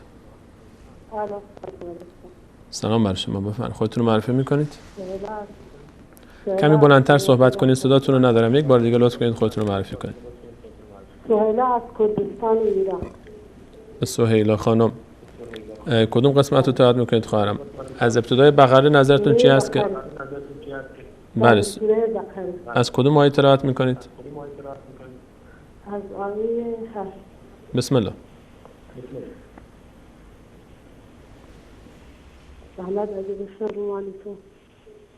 شروع کنید. بسم الله الرحمن الرحیم. مصحف جلوی دستم نیست، میشه بده؟ مصحف پیشتون نیست. احمد جان تصویر بدید روی آنتن تا چند لحظه شاید طول بکشه تا انشاءالله مصحف پیش شما برسه. هر وقت مصحف پیش شما رسید شروع کنید به تلاوت کردن. بله. اعوذ بالله من الشیطان الرجیم. بسم الله الرحمن الرحیم.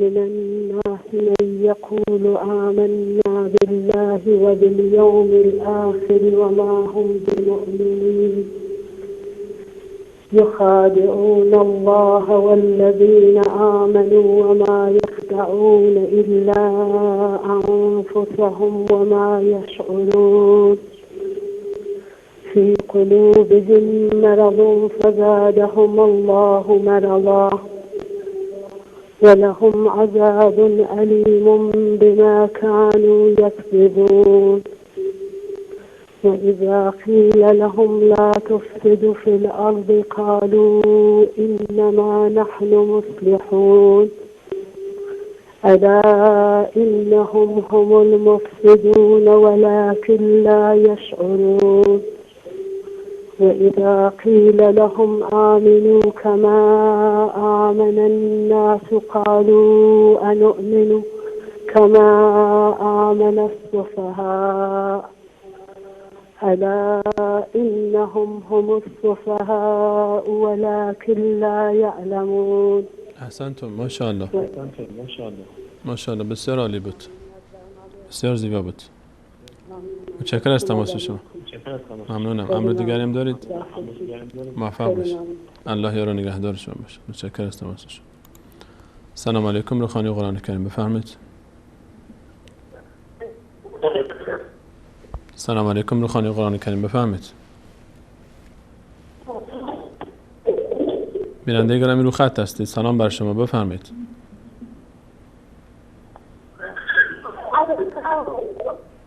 الو سلام علیکم.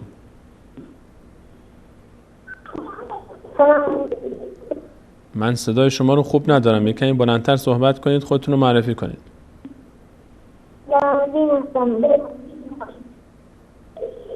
صداتون اصلا واضح نیست پیش من. بله سلام علیکم. الان خوب شد. سلام علیکم. اسمتون رو میگید؟ جلال الدین عبدالله. جلال الدین. ماشاءالله. جلال الدین جان کدوم سوره رو تلاوت میکنی عمو جان؟ حمد. سوره حمد. بسم الله.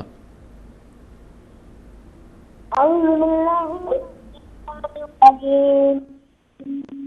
بسم الله الرحمن الرحیم. الحمد لله الرحمن الرحیم مالک یوم الدین إياك نعبد وإياك نستعين اهدنا الصراط المستقيم صراط الذين أنعمت عليهم غير المغضوب عليهم. ماشاءالله. جلال الدین جان چند ساله عمو جان؟ صدای من نداره. خدا نگهدارت. الله یار نگهدارت باشه. ممنونم از تماس شما. سلام علیکم. روخانی قرآن کریم بفرمایید. بله سلام علیکم. علیکم السلام و رحمت الله و برکاته. خودتون رایدا هستم از آلمان. از آلمان خوش آمدید. کدوم بخش رو تلاوت میکنید خواهرم؟ در سوره بقره اگر موافق باشید با ما مشارکت کنید. احمد جان کدام آیه بخونم؟ از آیه 12 به بعد شما احمد جان تصویر رو روی صفحه داشته باشیم با هم. از آیه 12 به بعد شما ان شاء الله تلاوت بکنید. اگه مصحف دارید شروع بکنید، اگه مصحف نیست تصویر ان شاء الله میاد روی آنتن برش. اعوذ بالله من الشیطان الرجیم. بسم الله الرحمن الرحیم. ألا إنهم هم المفسدون ولكن لا يشعرون. وإذا قيل لهم آمنوا كما آمن الناس قالوا أنؤمن كما آمن السفهاء. ألا إنهم هم السفهاء ولكن لا يعلمون. وإذا لقوا الذين آمنوا قالوا آمنا وإذا خلوا إلى شياطينهم قالوا إنا معكم إنما نحن مستهزئون. الله يستهزئ بهم ويمدهم في طغيانهم يعمهون. أولئك الذين اشتروا الضلالة بالهدى فما ربحت تجارتهم وما كانوا مهتدين. احسنتم. ماشاءالله. صدق الله العظیم. ماشاءالله بسیار دقیق و بسیار زیبا به تلاوتتون. ماشاءالله. انشاءالله که الله تعالی توفیقات شما بیشتر بکنه. چشم، چرا که نه، بفرمایید. ولی سلام علیکم. علیکم السلام و رحمت الله و برکاته. خودتون رو معرفی میکنید برادرم؟ بلال هستم از آلمان. آقا بلال از آلمان. بلال جان انشاءالله که الله تعالی ما و شما و همه مسلمین رو با سیدنا رسول صلی الله علیه و سلم و مؤذن بزرگوارشون بلال محشور بکنه. از کجا تلاوت میکنید برادرم؟ از ادامه شو بخونم. بسم الله، ادامه رو بخونید. صفحه بعدی آیه 17 هم. بله. اعوذ بالله من الشیطان الرجیم. مثلهم كمثل الذي استوقد نارا فلما أضاءت ما حوله ذهب الله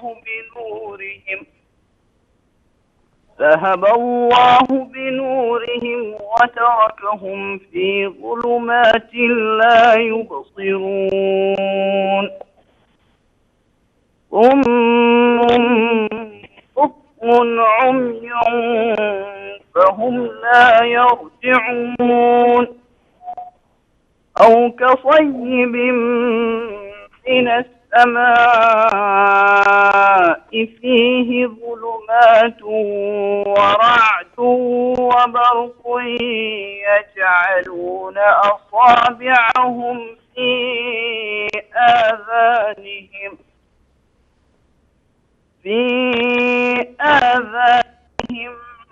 من الصواعق حذر الموت والله محيط بالكافرين. احسنتم. ماشاءالله. صدق الله العظیم. ماشاءالله. بلال جان از تلاوت شما و خواهر بزرگوارتون مشخص است که تمرین زیاد داشتین در بحث تجوید. استادی دارید اونجا؟ پیش استادی قرائت میخونید یا تمرین‌های شخصی خود شماست؟ نه خیلی تمرین‌های شخصی هستم و هم یکم داره پیش مادرم درس میخونیم. ماشاءالله. ماشاءالله. الله تعالیشون رو برای شما حفظ بکنه و برای همه امت اسلام مادرانشون رو. بسیار زیبا بود. ماشاءالله دقیق مخارج و قواعد تجویدی رو ماشاءالله بسیار زیبا رعایت می‌کنید. الله تعالی بر توفیقات شما بیفزاید. متشکرم از تماس شما. سلام علیکم. خدا جزاکم الله خیر. علیکم السلام و رحمت الله و برکاته. سلام علیکم. روحانی قرآن کریم بفرمایید. سلام بر شما بفرمایید. بیننده گرامی صحبت بفرمایید. صدای شما داره پخش میشه. سلام بر شما.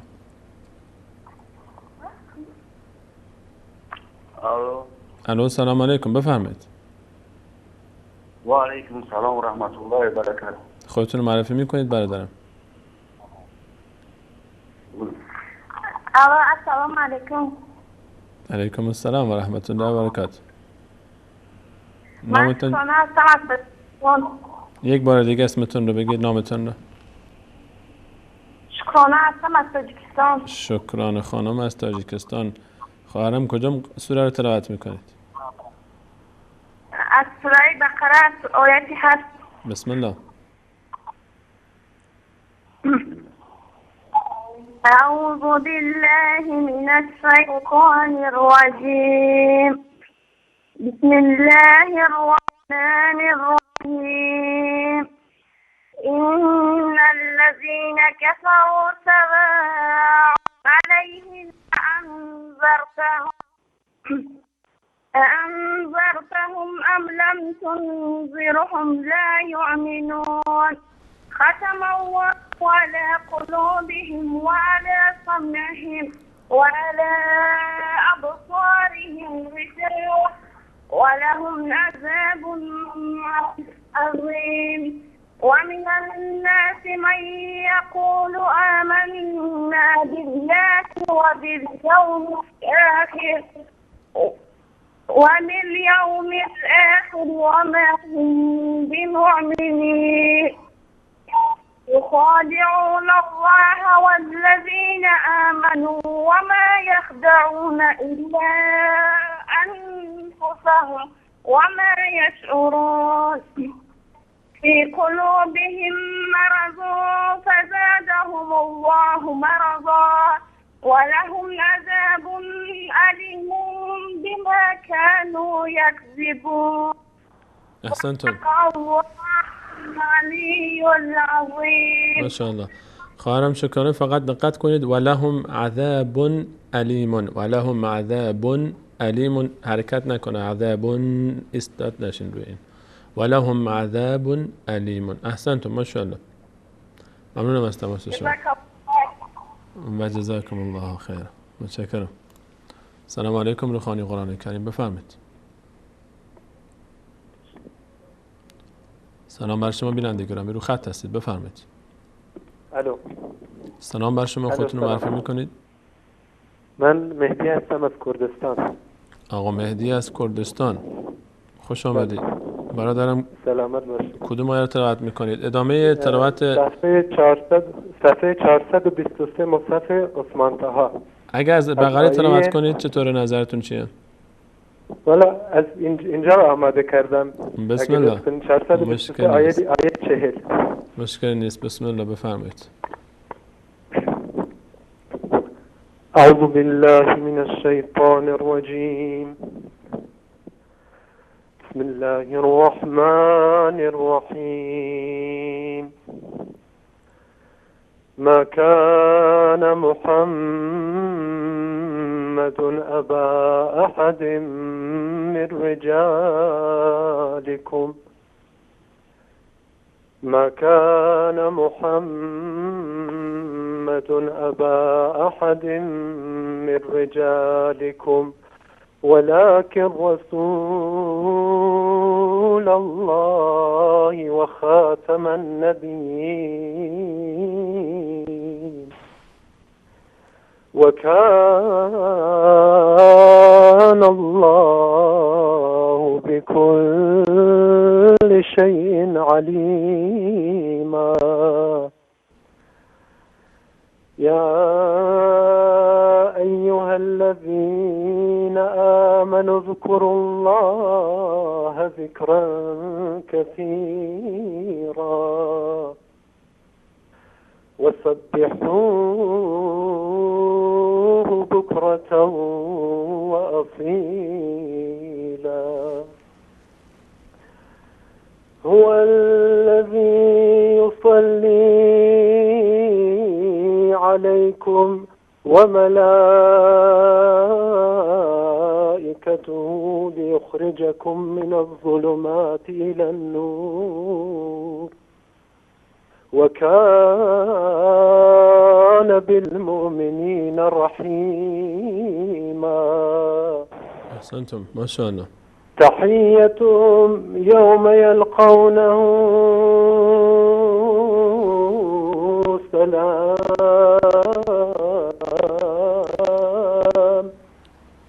وأعد لهم أجرا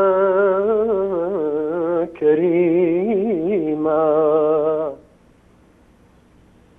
يا أيها النبي إنا أرسلناك شاهدا ومبشرا ونذيرا وداعيا إلى الله بإذنه وسراجا منيرا. وبشر المؤمنين بأن لهم من الله فضلا كبيرا. أحسنتم ما شاء الله. ولا تطع الكافرين والمنافقين ودع أذاهم وتوكل على الله وكفى بالله وكيلا. صدق الله العظیم.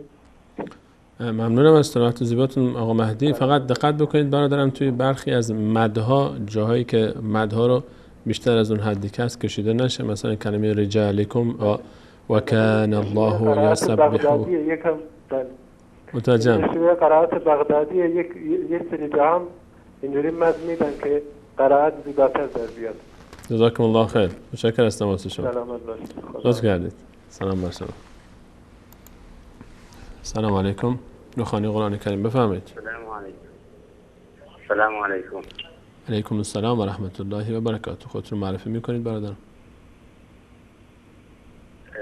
امید هستم از کردستان. آقا امید از کردستان دلیر، خوش آمدید. کدوم بخش رو تلاوت میکنید؟ نظرتون با ابتدای سوره بقره چی هست امید جان؟ هر جایی که امر به فرض من تلاوت میکنم. متوجه نشدم عرض فرمایشتون رو.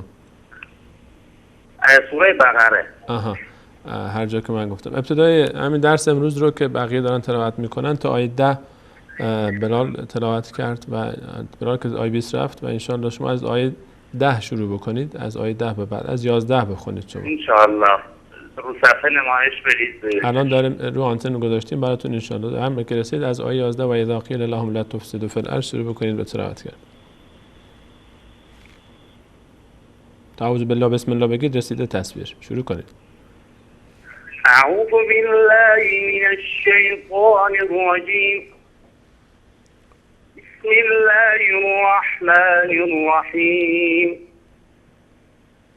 وإذا قيل لهم لا تفسدوا في الأرض قالوا إنما نحن مصلحون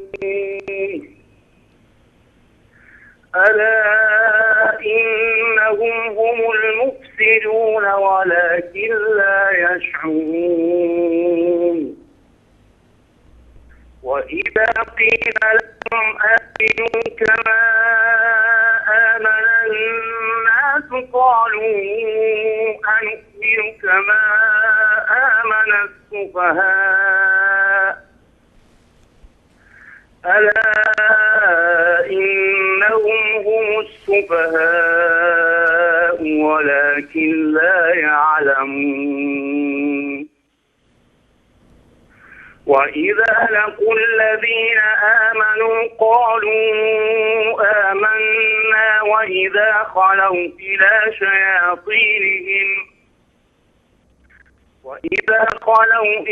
شياطينهم قالوا إنا معكم إنما نحن مستهزئون. الله يستهزئ بهم ويمدهم في طغيانهم يعمهون. أولئك الذين اشتروا الضلالة بالهدى فما ربحت تجارتهم وما كانوا مهتدين مثلهم كمثل الذي استوقد نارا فلما أضاءت ما حوله ذهب الله بنورهم وتركهم في ظلمات لا يبصرون صم بكم عمي فهم لا يرجعون. احسنتم، ماشاءالله، بسیار زیبا بود امید جان، ماشاءالله. صدق الله العظیم. بسیار عالی بود، ماشاءالله. آقا امید، شما ظاهرا ماشاءالله صداتون و تلاوتتون مشخص است که اهل قرآنید و با قرآن رابطه دیرینه دارید. حافظ کلید یا چند جزئی حفظید؟ من حافظ نیستم، ولی خب اگر این صدای دارم قرآن کار میکنیم. ماشاءالله مشخص بود، از تلاوتتون کاملا هویداست. اگر این صدای زیبا و این دقت در تلاوت و تجوید رو با حفظ قرآن زینت بیشتری بدید، زیباتر خواهد شد. انشاءالله به امید خدا، انشاءالله به امید خدا.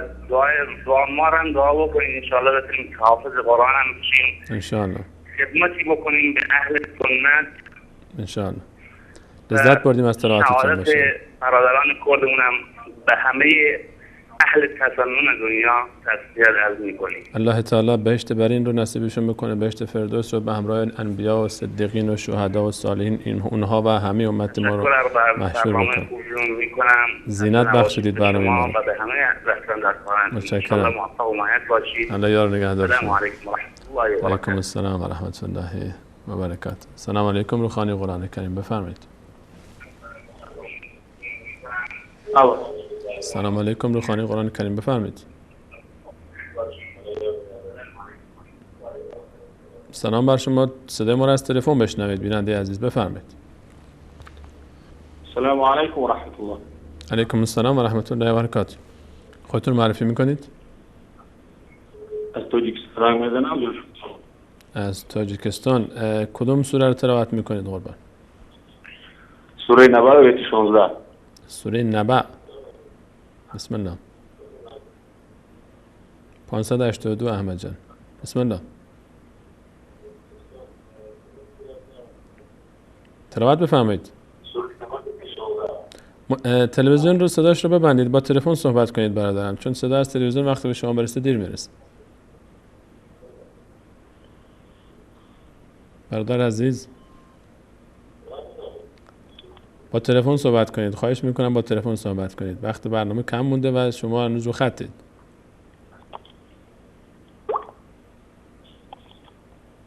من معذرت میخوام از شما و مجبور میشم که تماس رو قطع بکنم، چون عزیزان دیگری پشت خط هستن. لطف کنید هر وقت که صدای ما رو شنیدید با تلفن صحبت کنید، منتظر نباشید تا صدای خودتون رو از تلویزیون بشنوید. بارها دارم این رو عرض میکنم خدمت شما، چون صدا شما با تلویزیون 15 ثانیه تا صدا بره داخل استودیو، از استودیو بره رو آنتن، از آنتن به شما برسه 15 ثانیه تا 20 ثانیه تأخیر داره صدا. سلام علیکم، روخانی قرآن کریم، بفرمایید. السلام علیکم و رحمت الله و برکاته. علیکم السلام و رحمت الله و برکاته. خودتون معرفی میکنید خواهرم؟ ما از تاجیکستان با شما در تماسیم. خواهرم از تاجیکستان. ما خیلی شما رو دوست می‌داریم. الله تعالی شما رو دوست داشته باشه. در کدوم بخش با ما مشارکت میکنید خانم؟ صدای ما رو از تلفن بشنوید. آقای سلیمانی، من برای همین زنگ زدم که شما رو خیلی دوست می‌داریم. الله تعالی شما رو حفظ میکنه. ما برای همین زنگ زدم که شما صدای تلویزیونتون رو ببندید خواهرم، صدا رو از تلفن بشنوید. رحمت برای شبکه‌های خوبتان. خدا شما رو حفظ کند، برای ما خدا شما رو نگه دارد. الله تعالی شما رو نگه. متشکرم هستم از شما. سلام علیکم، روخانی قرآن کریم، بفرمایید. بلنده گرامی سلام بر شما. سلام بر شما. شبکه استاد حق. به سال حق برنامه روخانی قرآن کریم سلیمانی هستم و صدای شما داره در استودیو پخش میشه. خودتون معرفی میکنید؟ سلام علیکم. علیکم السلام. لطف کنید صدای تلویزیونتون رو ببندید، با تلفن صحبت کنید. خودتون معرفی کنید. سلامت باشید برادر بزرگوار. بله. معرفی میکنید خودتون؟ روحانی قرآن شریف. خودتون معرفی کنید برادر. عبدالمجید؟ عبدالوکیل از اصفهان. عبدالوکیل. ماشاءالله. اسم زیبایی است. سوره مصحف اگه مصحف دارید، اگر مصحف در خدمتتون هست شروع کنید از بقره. اگر قرآن دارید از بقره شروع کنید. اگر احمد جان تصویر رو بفرستید رو آنتن. چشم. تصویر داره میاد. شما تا اعوذ بالله و بسم الله رو بگیر، تصویر به شما میرسه. از آیه 8 شروع کنید به تلاوت کردن. اعوذ بالله من الشیطان الرجیم. بسم الله الرحمن الرحیم.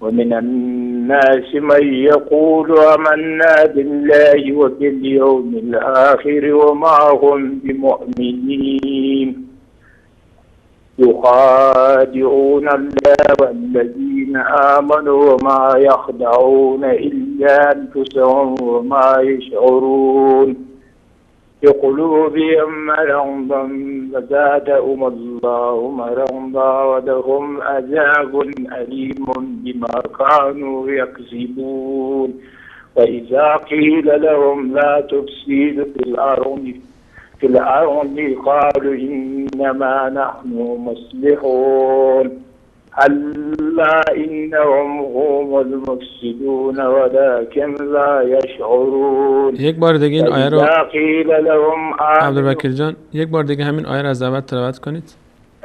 آیه 12 رو. الا وإذا قيل لهم آمنوا كما آمن الناس. ادامه بدید. وإذا قيل لهم آمنوا كما آمن الناس قالوا نؤمن كما آمن. وإذا قيل لهم آمنوا ألا إنهم هم السفهاء ولكن لا يعلمون. صدق الله العظیم. متشکرم از تماس شما. فقط دقت بکنید روی کلمه الا نیست. الا انهم هم المفسدون و اذا قیل لهم آمنوا کما آمن الناس. ممنون از تماس شما. متشکرم. آخرین تماس رو هم بگیریم. سلام علیکم. روحانی قرآن کریم بفرمایید. سلام بر شما میرنده گرامی، بفرمایید خودتون رو معرفی کنید. هدایت الله سعیدی هستم. خانم سعیدی از ایران. در کدوم بخش تلاوت میکنید خواهرم؟ سوره هدایت الله سعیدی از ایران. هدایت الله، ببخشید من اشتباه شنیدم، برادرمون هستن. هدایت الله جان از ایران. هدایت الله در کدوم بخش با ما هستی برادرم؟ بقره تلاوت میکنید؟ سوره اول بقره. از بقره؟ بسم الله. سوره اول بقره. بسم الله شروع کن به تلاوت. اعوذ بالله من الشیطان الرجیم. بسم الله الرحمن الرحیم. الف لام میم ذلک الکتاب لا ریب فیه هدی للمتقین. ذلک الکتاب ذلك الكتاب لا ريب فيه. ذلك الكتاب لا ريب فيه هدى للمتقين الذين يؤمنون بالغيب ويقيمون الصلاة ومما رزقناهم ينفقون والذين يؤمنون بما أنزل إليك وما أنزل من قبلك وما أنزل من قبلك وبالآخرة هم يوقنون أولئك على هدى من ربهم وأولئك هم المفلحون. احسنتم. متشکرم از تماس شما. ایشون آخرین بیننده بودن که در برنامه امروز صداشون رو شنیدیم و تماس‌های فراوانی هنوز روی خط هستن عزیزان، اما متاسفانه به خاطر کمبود وقت نمیتونیم بیشتر از این در خدمت شما عزیزان باشیم. 2 ساعت در خدمت شما هستیم. از همه عزیزانی که تماس گرفتن تشکر میکنیم، چه اونایی که تماسشون وصل شد، چه عزیزانی که پشت خط موندن و غالبا چند هزار نفر در هر برنامه پشت خط میمونن و متاسفانه وقت کفاف نمیده که صدای اونها رو بشنویم.